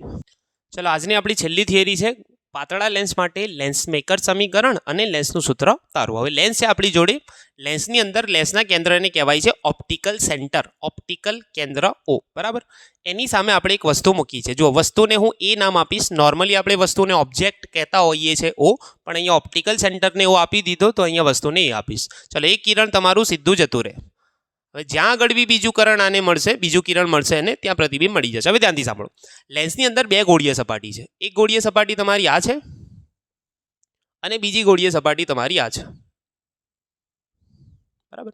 હવે ગોળીય સપાટી છે તો એમની પોતપોતાની વક્રતા ત્રિજ્યાઓ હશે. આ પહેલી ગોળીય વક્ર સપાટી છે તો આ વક્ર સપાટીનું ગોળ આમ બને તો આની ત્રિજ્યા કંઈક આ બાજુ હશે, આ ગોળીય સપાટીની ત્રિજ્યા કંઈક આ બાજુ હશે. આકૃતિમાં આપણે દર્શાવવાની જરૂર નથી, બંનેની અલગ અલગ છે એમ યાદ રાખો, બરાબર. હવે એક કિરણ તમારું સપાટી પર આપાત થયું. હવે હું તમને મેં કીધું હતું પહેલાં કે અમુક વસ્તુ એવી છે જે આપણી જોડે હવે સમય ઓછો છે, તો જો આમ તો આ બધી થિયરી હું ચલાવવા જાઉં તો ઓફલાઈનની અંદર તમને કદાચ તમે બી ભણ્યા જશો, ઓફલાઈનની અંદર આ ચેપ્ટર 10 દિવસ 15 દિવસ ચાલતું હોય છે. પણ આપણે ક્રેશ કોર્સ કરીએ છીએ તો અમુક વસ્તુ એવી છે જે તમારે સીધી યાદ રાખવાની, કેમ કે એક્ઝામમાં જઈને હવે તમારે જો એટલો બધો સમય નથી કે બહુ જ આપણે ડિટેલમાં જઈએ. બાકી એક એક થિયરી જો હું ઓફલાઈનમાં ચલાવું તો મારે અડધો કલાક 40 મિનિટ એક થિયરીમાં થતી હોય, પણ આપણે અહીંયા ક્રેશ કોર્સને ધ્યાનમાં રાખીને અમુક વસ્તુઓ જો હું તમને કહું કે ભાઈ આને ડાયરેક્ટ યાદ રાખી લેજો તો પછી તમારે ડાયરેક્ટ યાદ રાખી લેવાનું, બરાબર. ચલો આ વક્ર સપાટી આ કિરણને આમ નીચે વાળે છે, જેમ કે ગોળીય સપાટી યાદ છે ને કે ભાઈ નીચે વાળે છે. પ્રતિબિંબ અહીંયા મળવું જોઈતું હતું, પ્રતિબિંબ અહીંયા મળવું જોઈએ. એટલે કે ભાઈ પહેલી સપાટીનું વસ્તુ અંતર u1 છે, પહેલી સપાટી અહીંયા પ્રતિબિંબ આપવી જોઈએ પણ નહીં આપી શકે. કારણ શું છે કે ભાઈ જો બધી બાજુ આમ ગોળીય સપાટી હોતી તો પ્રતિબિંબ આમ મળી ગયું હતું, પણ અહીંયા બીજો લેન્સ આવી એટલે કે લેન્સની બીજી સપાટી આમ આવી ગઈ, એટલે કે અહીંયા હવે ગ્લાસ નથી. બીજી સપાટી એને અહીંયાથી ફરી વાંકું વાળશે અને અહીંયા મોકલી દેશે, એટલે ફાઇનલ પ્રતિબિંબ તમારું અહીંયા મળશે. જો એક જ સપાટી હોતી તો ક્યાં મળવું જોઈતું હતું આગળ, બીજી સપાટી અને આમ ગોળ નીચે વાળી દેશે અને છેલ્લે પ્રતિબિંબ આપશે આવ્યું, એટલે કે જવું જોઈતું હતું અહીંયા વળી જશે ફરી એક વખત અને પ્રતિબિંબ આપશે અહીંયા. શું લખ્યું છે ધ્યાન આપો. ધારો કે એક પાતળા લેન્સની સામે એ બિંદુ પર વસ્તુ મૂકેલ છે, પ્રથમ ગોળીય સપાટી વડે તેનું પ્રતિબિંબ I1 પર મળે છે, એટલે કે I1 પર મળે છે, મળવું જોઈએ, બરાબર. પરંતુ આ પ્રતિબિંબ બીજી સપાટી માટે વસ્તુ તરીકે વર્તી, આભાસી વસ્તુ શબ્દ વાપરીશું, આભાસી વસ્તુ તરીકે વર્તી અંતિમ પ્રતિબિંબ I2 પર, એટલે કે ખરેખર બીજા માટે કઈ વસ્તુ છે તો જે પહેલાનું પ્રતિબિંબ મળવું જોઈતું હતું એ બીજાની વસ્તુ U2 બની જશે. પહેલાનું પ્રતિબિંબ હતું એ જ બીજાની વસ્તુનું અંતર છે અને ફાઇનલ પ્રતિબિંબ I2 એ બીજાનું પ્રતિબિંબ V2 આગળ તમને મળે છે. તો સિમ્પલ, પહેલાની વસ્તુ પહેલાનું પ્રતિબિંબ મળવું જોઈતું હતું V1, એ જ પહેલાનું પ્રતિબિંબ બીજા માટે આભાસી વસ્તુ U2 તરીકે વર્તે અને ફાઇનલ પ્રતિબિંબ V2. હવે મેં તમને કીધું તો અમુક વસ્તુઓ તમે ડાયરેક્ટ યાદ રાખો. હવે ધ્યાનથી સાંભળો, અહીંયા બે ગોળીય સપાટી છે, બંને કિરણને એક એક વખત વાંકું વાળે છે. તો પ્રથમ ગોળીય સપાટી વડે વક્રીભવન, એનું સૂત્ર લખીશું. બીજી ગોળીય સપાટી વડે વક્રીભવન. હવે ધ્યાનથી જજો, સપાટી વડે વક્રીભવન. હવે જો પહેલી ગોળીય જે સપાટી છે એ તો સિમ્પલ, જે તમારી ગોળીય સપાટીવાળી આગળની થિયરી હતી એનું સૂત્ર શું હતું, -n1 upon u plus n2 upon v is equal to n2 minus n1 upon r. પહેલી સપાટી છે તો u1 v1 અને એની ત્રિજ્યા r1. હવે મેં તમને કીધું ડાયરેક્ટ તમે યાદ રાખો, બીજા માટે ઉલટું કરી નાખવાનું. -n1 અપોન u1 હતો તો n2 upon u2 plus n2 upon v1 હતો તો n2 અપોન v1 હતો તો n1 અપોન v2 અને છેલ્લામાં n2 માઇનસ n1 હતો તો n1 minus n2 upon r2. તો એનો મતલબ એ થયો કે જેટલા બી 1 હતા એની જગ્યાએ 2 કરી નાખો, જેટલા બી 1 હતા એની જગ્યાએ 2, જેટલા બી 2 હતા એની જગ્યાએ 1 કરી નાખો. સિમ્પલ, આ ડાયરેક્ટ યાદ રાખજો, બરાબર. આ વસ્તુ હવે તમારે ડિટેલમાં જવાની જરૂર નથી. ડાયરેક્ટ પહેલા ગોળીય સપાટીનું સૂત્ર હતું યાદ, -n1/u + n2/v n2 - n1/r. એનું ઉલટું કરી નાખો. પહેલામાં બધાને 1 1 લેવાના નીચે, ઉપરનું સૂત્ર હતું, મતલબ જે સૂત્ર હતું એ છે તમારું, બધાને નીચે 1 1 લેવાના. બીજામાં બધાને શું લેવાના? 2 2. જે n1 હતા એની જગ્યાએ n2, n2 હતા એની જગ્યાએ n1. હવે તમને આકૃતિમાં જોવાય છે કે ભાઈ આ જે u2 છે અંતર એ કોના બરાબર છે? v1. u2 બરાબર v1. હવે u2 અને v1 ખરેખર કંઈ બી નથી, અહીંયા કંઈ મળતું જ નથી. અહીંયા પ્રતિબિંબ મળવું જોઈતું હતું પહેલા વડે. જો આ લેન્સની બીજી સપાટી વચ્ચે ના આવી હોતી તો પહેલું પ્રતિબિંબ મળવું જોઈતું હતું, ખરેખર મળતું નથી. આ જ પ્રતિબિંબ બીજા માટે આભાસી વસ્તુ અને ફાઇનલ પ્રતિબિંબ, એટલે કે મેઇન ખરેખર વસ્તુ તમારી આ જ છે, એને કહી દઈશું u. અને ખરેખર પ્રતિબિંબ આ છે, એને કહી દઈશું v. એટલે કે જે ખરેખર વસ્તુ છે u1 પર એને u કહીશું, અને ખરેખર જે બીજા વડે પ્રતિબિંબ મળે છે એને v કહીશું. આ બંને સરખા, ખરેખર વસ્તુ u1 પર છે, મૂકી છે આપણે u1, અને ખરેખર છેલ્લું પ્રતિબિંબ v2 આગળ મળે છે તો એને કહી દઈશું v. તો આ કિંમતો અહીંયા મૂકો, તો આ પરથી શું લખી શકાય? -n1/u1 ને હું u કરી દઉં છું, પ્લસ n2/v1 ને હું શું કરી દઉં છું? u2 is equal to n2 - n1/r1. અને બીજાની અંદર -n2/u2 ને હું u2 રહેવા દઉં. જો બંનેમાં નથી બદલવાનું. આમાં મેં શું કર્યું? v1 ને કેટલા કરી નાખ્યા? u2 જેટલા. તો પછી આમાં u2 ને પાછા v1 ના કરતા, બંનેને આપણે સરવાળો કરવાનો છે, બરાબર. પ્લસ n1/ જે v2 છે, ખરેખર જે પ્રતિબિંબ v2 પર છે એને શું કીધું? v કીધું. Is equal two n1 - n2/r2. સમીકરણ 3+4 કરો, શું જવાબ આવે છે જુઓ. સમીકરણ 3+4 સરવાળો કરીએ તો સંજ્ઞાઓ ના બદલવાની. હવે જુઓ, +n2/u2 -n2/u2 કેન્સલ. એક બચે છે n1/v, બીજું બચે છે -n1/u ઇઝ ઇક્વલ ટુ સામે n2 - n1/r1